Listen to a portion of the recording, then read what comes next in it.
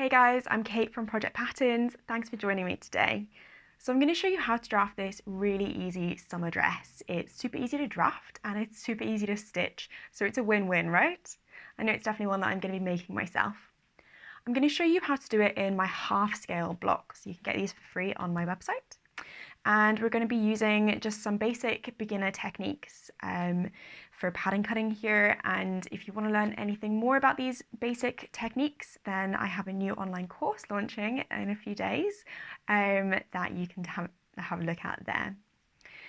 So because we're working at half scale, there's a couple of measurements that we're going to need to kind of take into account here. So first of all, we need the length of our dress. So full scale, I'd probably do this about 86 centimeters from my highest shoulder point, that's this point here, down to my hem. So if my highest shoulder point to hem is 86 in a full scale, that means that it's going to be 43 in half scale. Now my bodice length here is 21.5, so that's 43 in full scale. I don't want that waist seam to be on my waist. It looks like it's a little bit higher. So if we do our highest shoulder point to our waistline at 20, that would mean that it would be 40 full scale. So highest shoulder point to waist seam, or slightly above the waist seam, is equal to 40 full scale, which is 20 half scale. That means that our frills down here are going to have to be a total length of 23, right? Because 43 minus 20 is 23. We're working now in half scale. We just needed those to kind of get our eye or proportion in. So if my frills are 23 centimeters in total, I'm going to do them equal height. So I'm going to divide 23 by 2, which gives me 11.5. And I think I'm right. I'm just going to double check myself. Yeah, there we go, 11.5. Okay, so that means that the height for both of our frills is going to be 11.5 centimeters, and we'll work out the width once we've amended our bodice here. So first things first, let's think about our bodice shaping. What I'm going to do here to get that lovely kind of oversized shape through here, like loose fit here, but keep it fitted up here, is I'm simply going to rotate all my shaping down into the waist.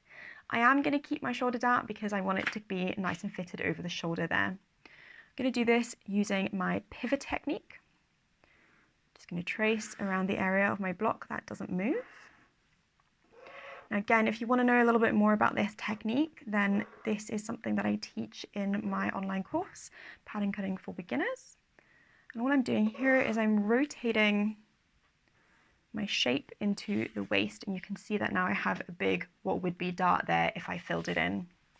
Now my second one here, I'm just going to trace out as it is, because I'm not rotating my shoulder dart, I'm leaving it as it is.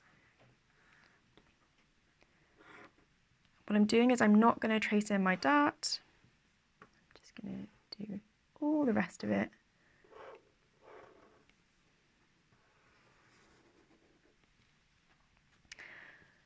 And then I'm going to convert my darts to fullness. Again, this is something that I teach in my beginners class. Great, so now we have our blocks here, our bodices. They're still at that kind of natural waist position. So all I'm going to do is I'm going to shorten it, and we said we were shortening it by 1.5. So I'm drawing a parallel line there, and we're about to get a little visitor. Come on. That's Bobby, my little kitten. Okay, we'll do the same here. I'm going to take off 1.5 of my length here, drawing a parallel line to that waistline.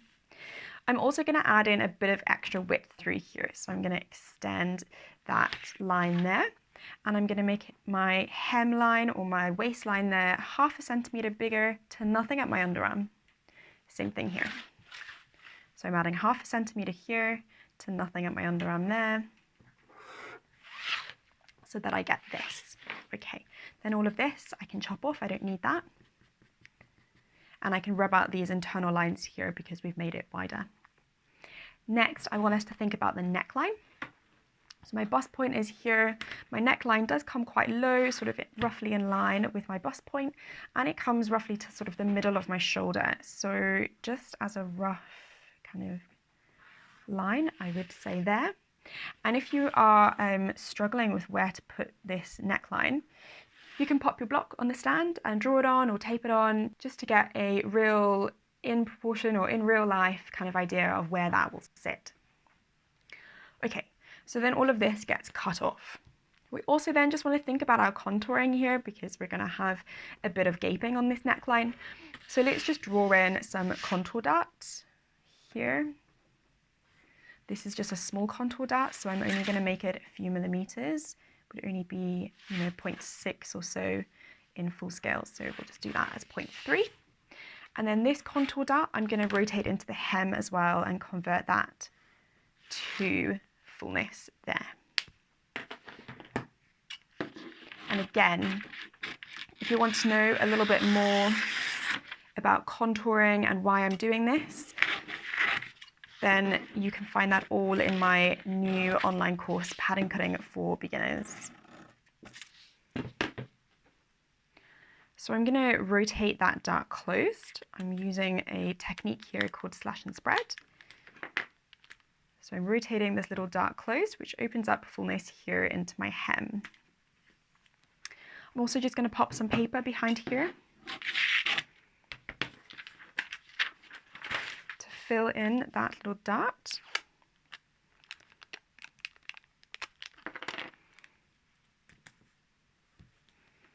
I'm using tape because I've lost my Pritt stick. I think my kitten's hidden it somewhere.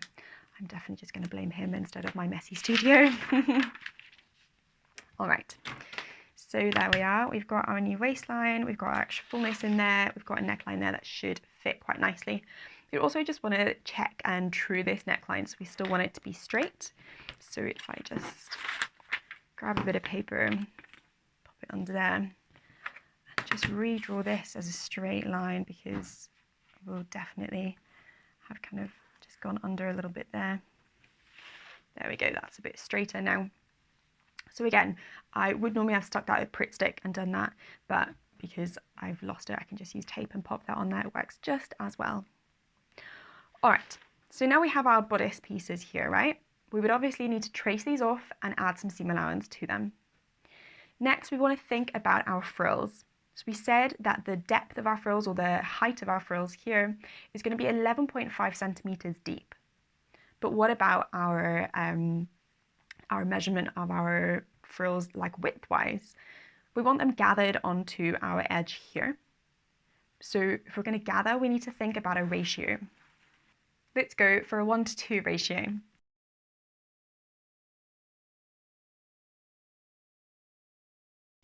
All that means is that we're going to have twice as much fullness as our flat seam that it stitches to. So let's start by measuring our seams. From my center front here, I'm measuring along that new waist seam that I drew in, and I get 14.2, and my back one here is 12. So to find out how big my frills are going to be to go onto here,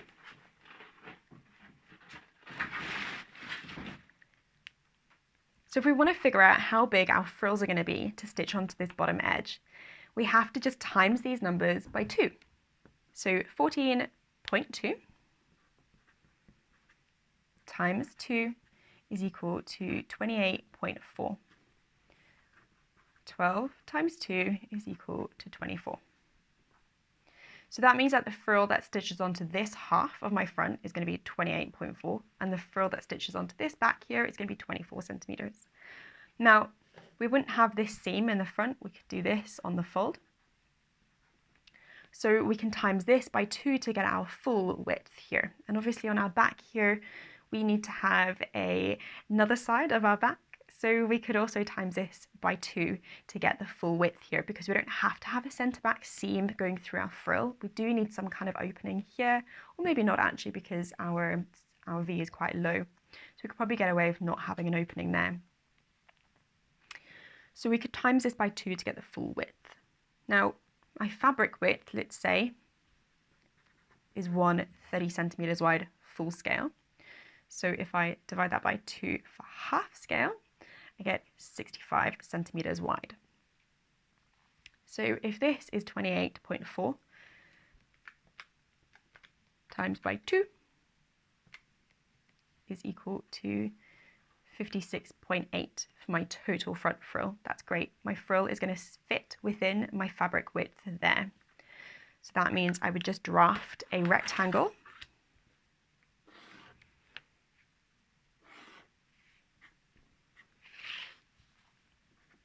.8 centimeters long.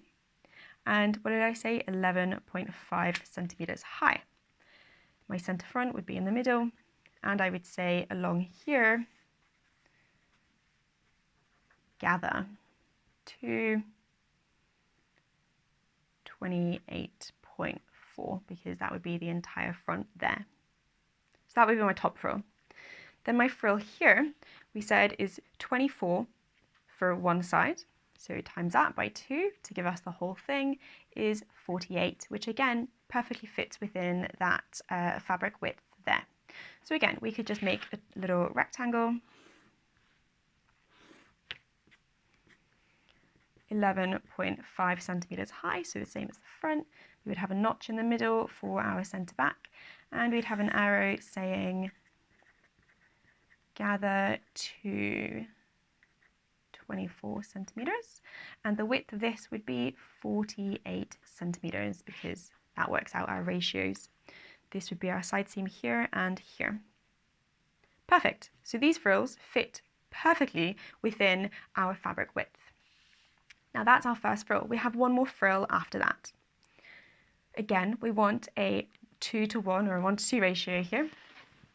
So what we're going to take is the lower edge of our frills and we're going to times them by 2. So 56.8 times by 2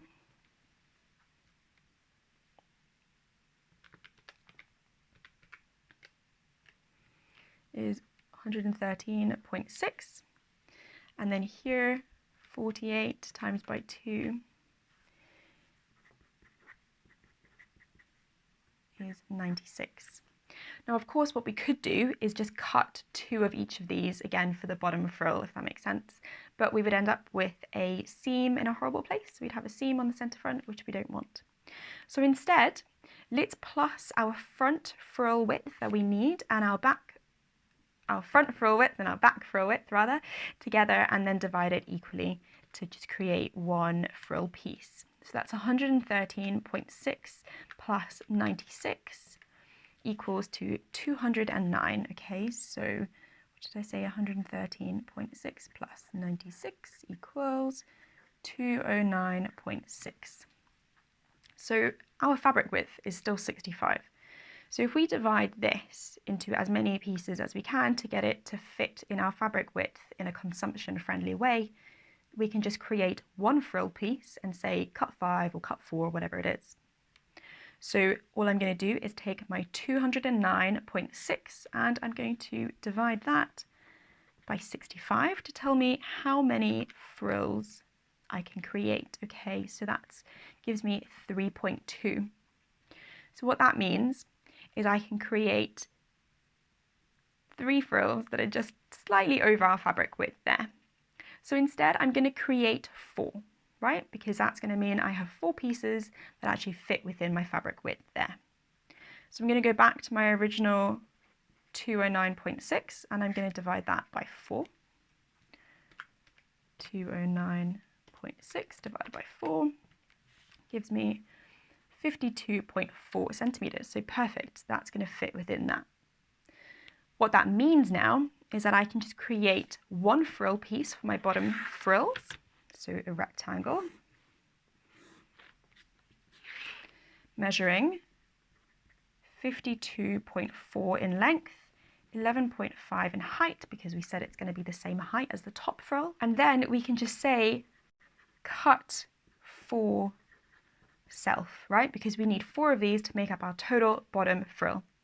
Now we need to think about our gather measurement here. So we said that what we're gathering to is the bottom edge of our frill here, which is 56.8 plus 48, which equals 104.8.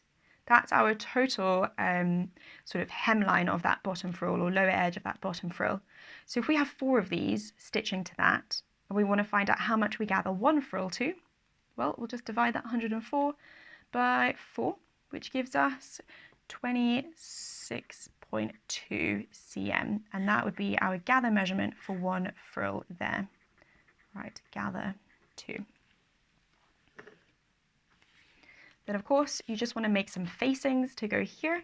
So if I was going to create a facing here, I would maybe do it 4 centimeters wide full scale. I'm just going to draw a dotted line on there. And then you would trace out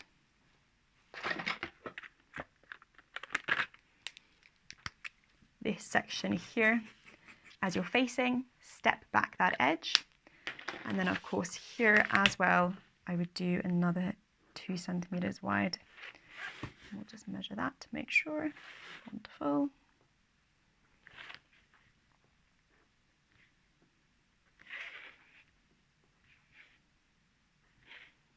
Again, I'm just doing a little dotted line here, and we would trace out this section here to be our back neck facing.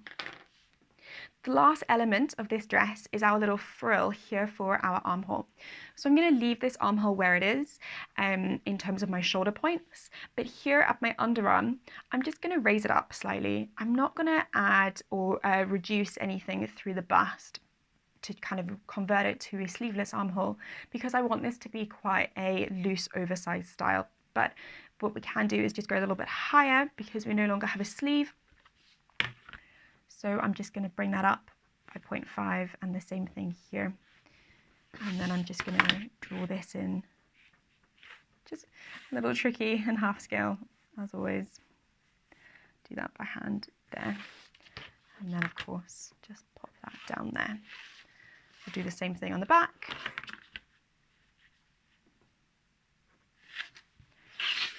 And again, I'm just going to draw that in by hand because half scale makes it very, very tricky.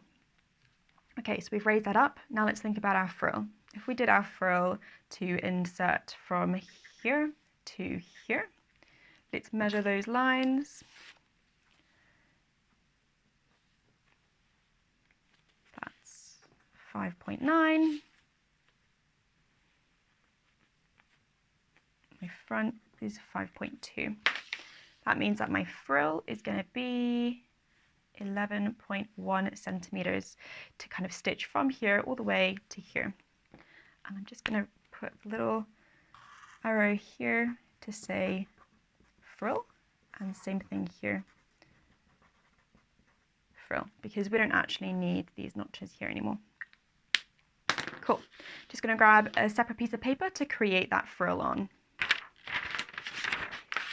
Okay, so to create this frill, I'm going to start by drawing a rectangle measuring 11.2 centimeters long, because that's going to be our lower edge. And I'm going to think also about how deep I want this frill to be, so at the shoulder going out to that widest point. Let's say full scale, we want this to be 4 centimeters, so half scale, we do this 2 centimeters.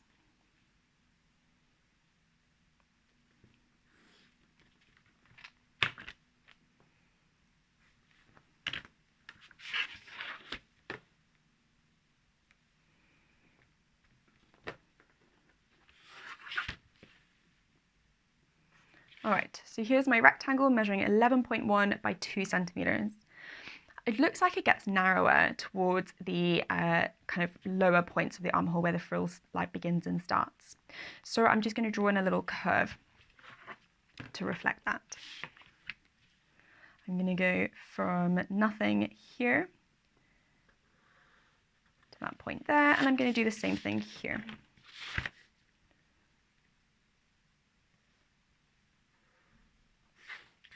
So we have this sort of moony type shape. Then we need to slash some fullness into this edge. I'm just going to true that slightly, just make it a little bit nicer for us. So let's think about where we want to slash fullness. I'm going to put a slash line here, and another one here, and another one here. And I'll do the same here and here. Then I'm going to cut this out.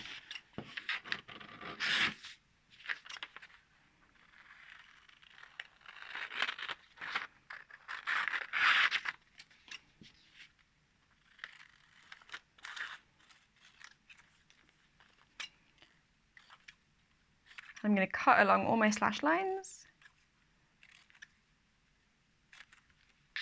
so that I can use these to rotate out and add fullness into this top edge here. Now, before I kind of mess about too much with this lower edge here, I'm just going to put a notch on it to indicate where my shoulder actually is. So it's going to attach like this, right? My straight edge is going to go onto my armhole. I'm going to have loads of fullness here. And when I stitch it, it's going to create a little frill in there. So if this is my front, I'm just going to pop a little F on there and a little B on there because it'll attach there like that. And we said that from the notch to the shoulder is 5.2 centimeters. So I'm just going to measure 5.2 centimeters, make a little notch there so that I know that's my shoulder point. Then I'm going to do like I said, open those out, use those slash lines as rotation points there so that I can add extra fullness. Now again, it would be easier if I could find my Pritt stick, but I blame the kitten. So I'm going to add in extra fullness here. I'm just going to put some tape down to kind of hold it in place. And I'm just adding roughly evenly by eye here. If I was making this full scale, if I wasn't just demoing kind of the techniques involved, I would actually be measuring this out so that I have a nice even sort of spread or frill throughout there. Then we just want to true this. Again, I'm going to struggle with my ruler there. Maybe I have to go the other way.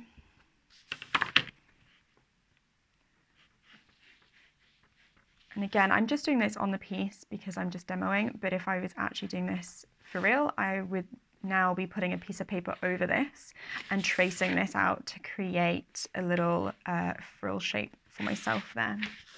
And then of course these all need to be trued as well to make nice smooth lines going through here. And then we'd want to add on some seam allowance to that. But basically what happens is this edge here gets stitched to our armhole edge here. It creates a lovely little frill for us, and we can just stitch that in and it will create something beautiful for us. What happens here is we stitch this on here and it creates these little pockets of kind of fullness, these little frills for us here. And it does the same on the back there as well. Of course, I need to pop on a grain line here, so I would probably do my grain line going down this way somewhere. So maybe find my midline there and then square it off that. So I have my grain line somewhere about there. So that would be our easy summer dress. Now, I know this maths part can be a little bit daunting, but actually it's quite easy. You just sort of times things by 2 and cut your frills. But all these techniques are super easy beginner techniques that you can learn in my new online course, Pattern Cutting for Beginners. I highly recommend doing it. We go through all of these techniques in really detailed ways and lots of different examples. And you get to learn how you do it, but also why you do it, which for me is the really important thing, because if you can understand why you do something, you can then apply it to lots of different designs. So I've just realized I got super distracted by my cat and completely forgot to amend my back neckline to match my front one. So obviously you can see that my shoulders are totally different widths because we've stepped our shoulder back slightly to make it narrower here. So we need to do the same on the back here so that they fit together. Human error, you'll have to forgive me for that one. So here I've traced out my piece without my facing line on it. And what I'm going to do is I'm going to make my shoulder narrower to match my front. First, I'm going to join up my shoulders together here, putting them together. And then I'm going to make a little mark where they join up, where they match. about there. And then I can think about drawing in that back neck. So I'm going to step it down slightly at the center back. I'm not going to do it as a straight line because that would look pretty gross. So I'm just going to curve it slightly and then bring it somewhere about here.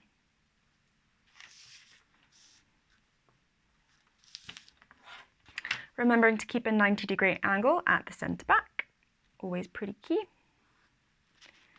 And then you can either use your pattern master to help you draw that in, or you can do it by eye. Now I know that this isn't going to be a nice line using my pattern master because I know that half scale, this doesn't work very nicely for a neckline. So I'm just going to do it by eye. I'm again going to match these up. And what I'm going to do to hold them in place is just stick them down.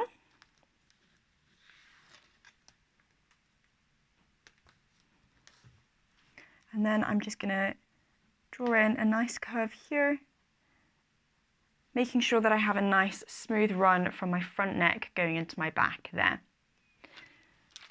Then I'm going to use my flat edge of my ruler to just clean that up slightly, to just improve that. That means that all of this will get cut off. And you can see I've gone through my dart. So I'm not going to rotate that dart and get rid of it. What I'm going to do is I'm going to measure how much excess I've got in my back neckline there, and I'm going to nip it off the back here instead. So here at the opening is about 4 millimeters. So here at my center back, I'm going to measure 4 millimeters from the center back, make a little mark, and then I'm just going to draw in a nice smooth curve, just nipping that off there. So we just get a little bit of shaping here. If you find that you have loads here, then you might have to rotate some of it into your armhole and maybe keep a little bit in the back neck and then just nip a bit off there. Sometimes it's a bit of a compromise. You have to just do a little bit or a few amendments to get what you really want. Now, of course, the other option would be to close it and rotate all of that excess down into the hem. This would get a lot fuller. Either option works really well. Then we would do our facings like we did before. We would draw on our parallel lines, obviously again, making sure that we have a nice run here. So my front facing goes here. If I draw something along those lines, I get quite a nice run through there. So creating a dash line at 2 centimeters away.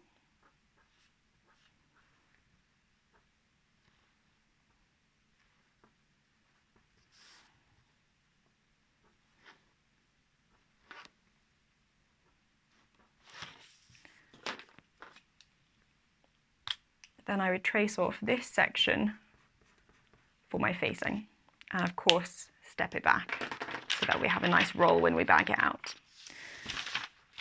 We could also make this edge or this bottom edge of our facing longer so we have more of this shape.